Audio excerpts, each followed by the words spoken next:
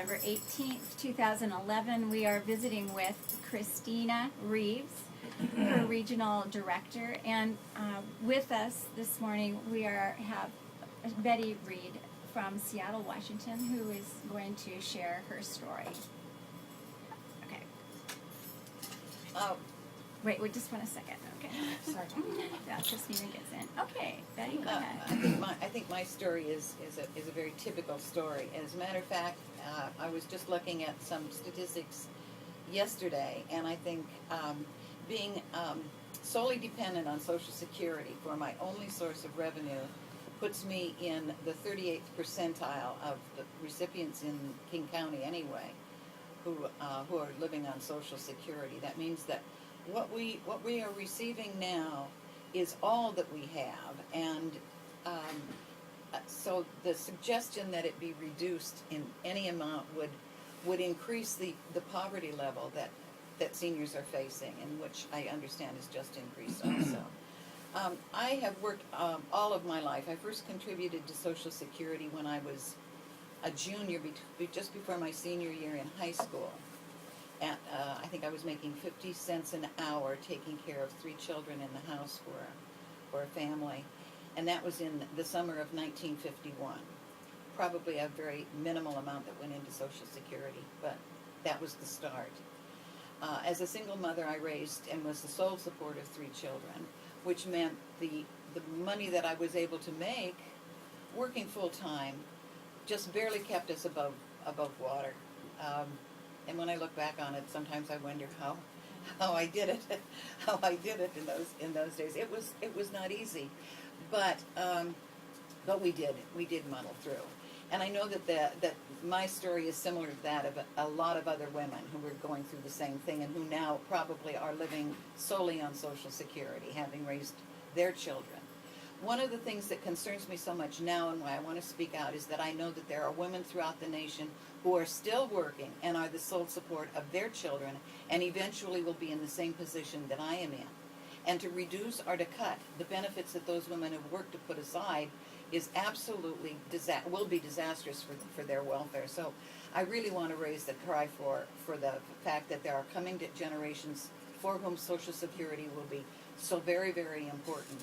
One of the things that we could do to see that what people are receiving now is protected, and to see that perhaps there would be an increase in what the minimum amount of security is to take off that ridiculous cap that we have placed on the withholding for those wealthiest of people with the largest incomes.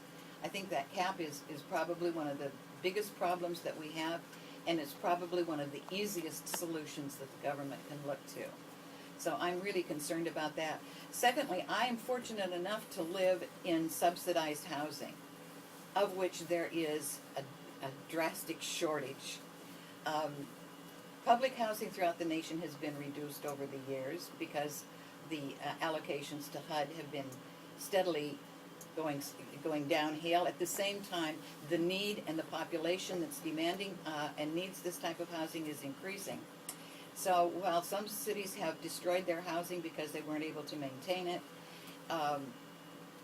we've been able to maintain ours out here in Washington, but we definitely need to see that there is more housing available. The idea that we have veterans living in the woods because they can't find a place to live is a sorry comment on our economy. And so I would just like Patty to remember that for the sake of coming generations, Medicare and Medicaid and Social Security have to be protected. I have a daughter with a disability, and she is living now with Medicaid. If she were to lose the medication that she desperately needs, I don't know what would become of her. So it's something that's very personal to me too, and I just am offering my plea on behalf of my family and future generations to do what you can to preserve what we so desperately need. Thank you so much, Betty. We really appreciated that. Just a second. So I could say who you are. Okay, this is Nancy Lawson, and she's with us in Patty Murray's office to share her story regarding concerns she has about cuts in Social Security, Medicare, and Medicaid. My name is Nancy Lawson. I recently retired a year ago from a very stressful job. I am a single person. I've raised 4 children. I retired primarily due to medical reasons. I have a chronic disease called pulmonary arterial hypertension, which is very rare. The medication that I take, 2 of the drugs are about $7,000 a month for the 2 drugs of the 10 that I take, just to be able to function. I'm sorry, 7,000 each. No, the two for The two two together. combined. Two of Okay. the, yeah, the combined cost of 2 of the medications, they're specialty drugs, is $7,000 a month.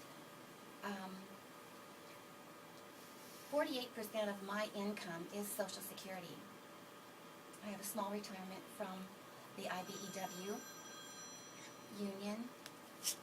My concern is with cuts to Medicare, I would not be able to afford to be here. I would not be able to afford the drugs.